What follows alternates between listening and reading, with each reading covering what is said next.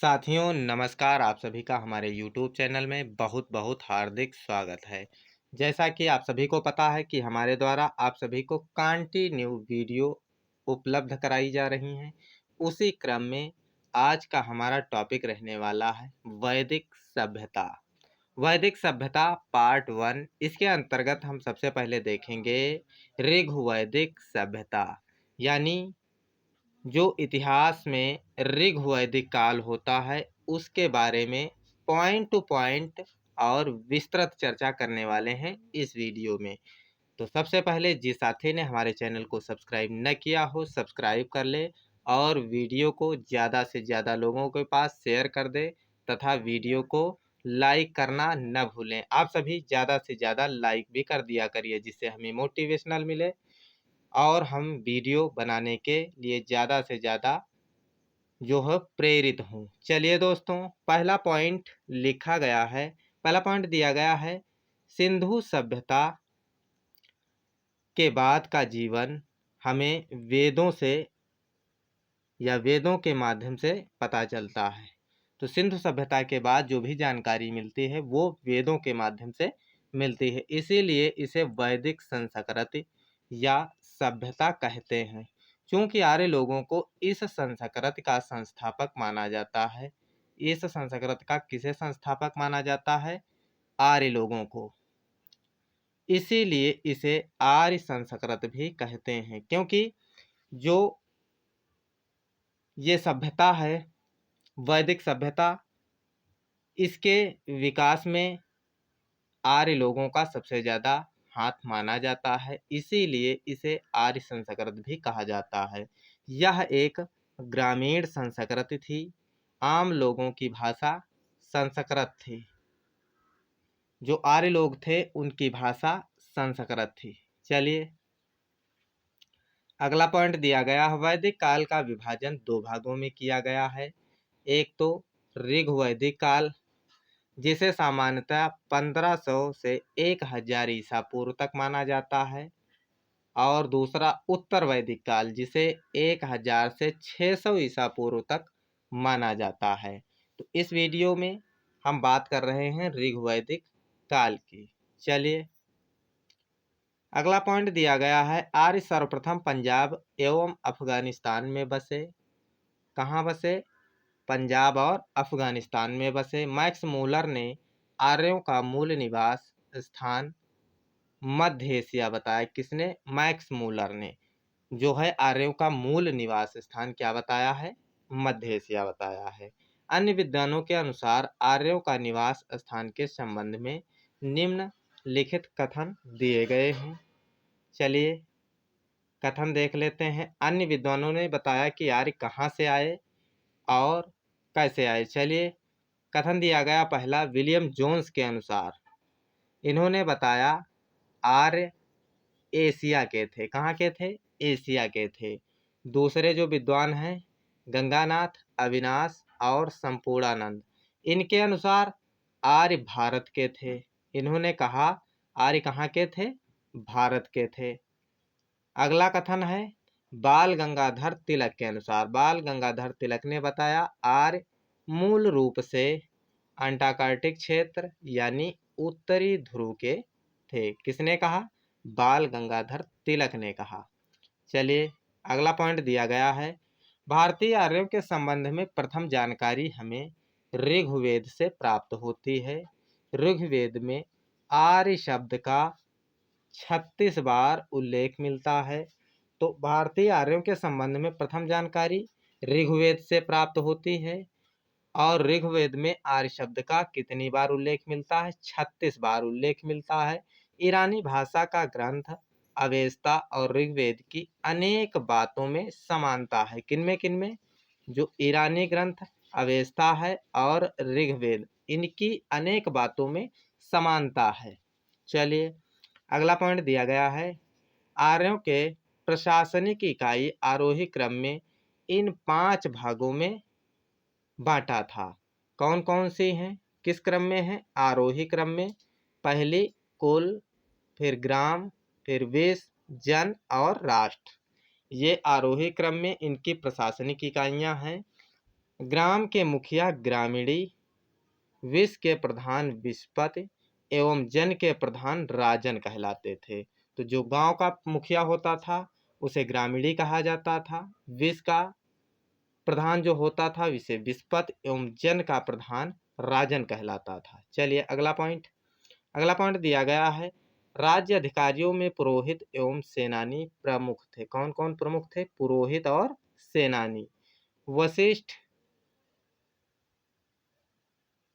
ये यहाँ पर गलत है, वशिष्ठ एवं विश्वामित्र उदार पुरोहित थे। कैसे पुरोहित थे? उदार पुरोहित थे। चलिए अगला पॉइंट दिया गया, सिंधु आर्यों की सबसे प्रमुख नदी थी। कौन?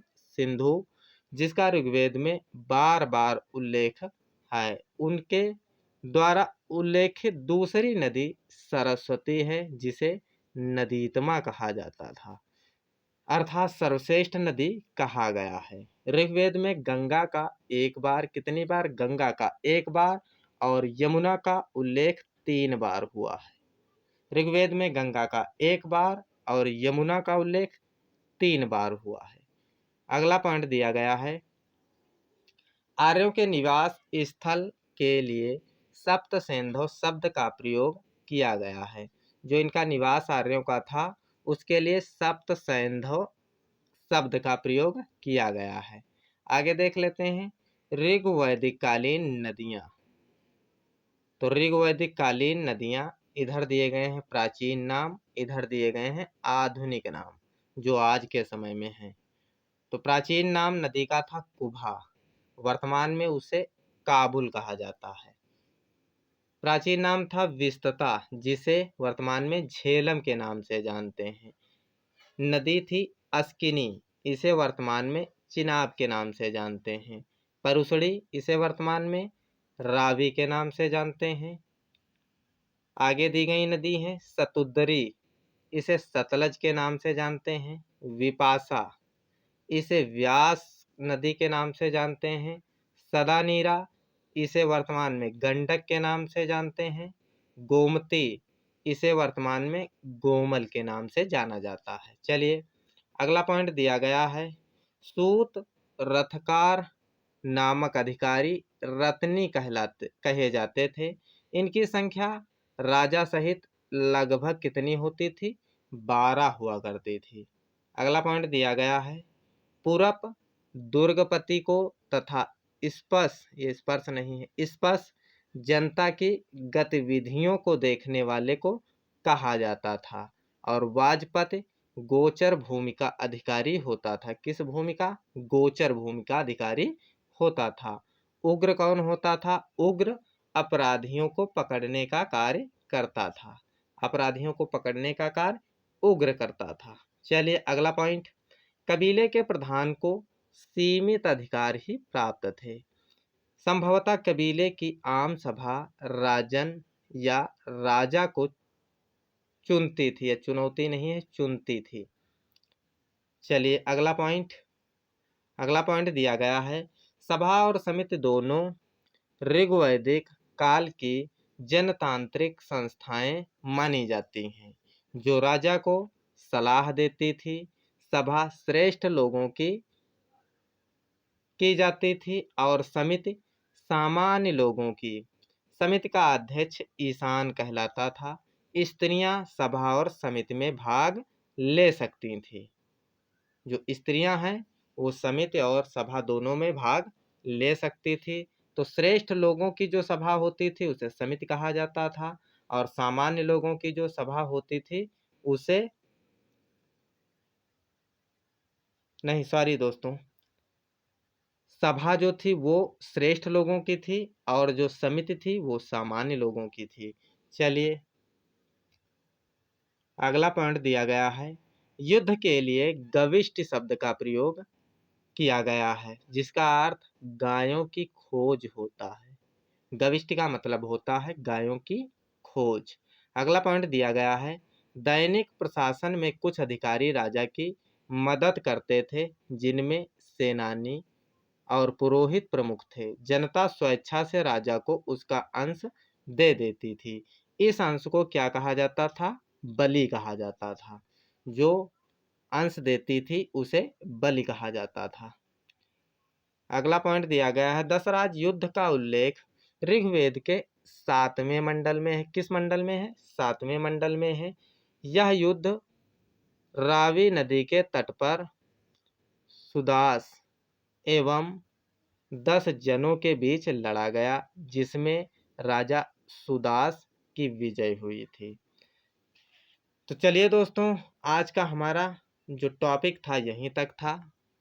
आज का प्रश्न देख लेते हैं। आज का प्रश्न दिया गया है, प्रख्यात चित्र, आज टाइपिंग मिस्टेक ज़्यादा हुई है, चित्र, ये क्षेत्र नहीं है।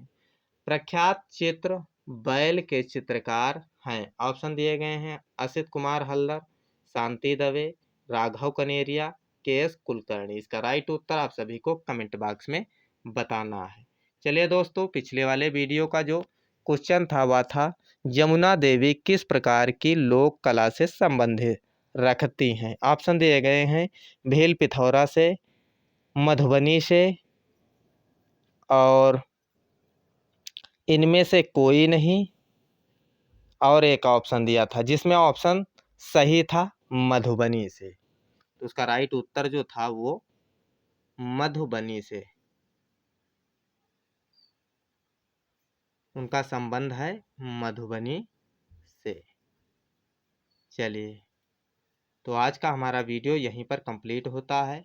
फिर मिलते हैं अगले टॉपिक के साथ अगले वीडियो में। तब तक के लिए नमस्कार, धन्यवाद, जय हिंद।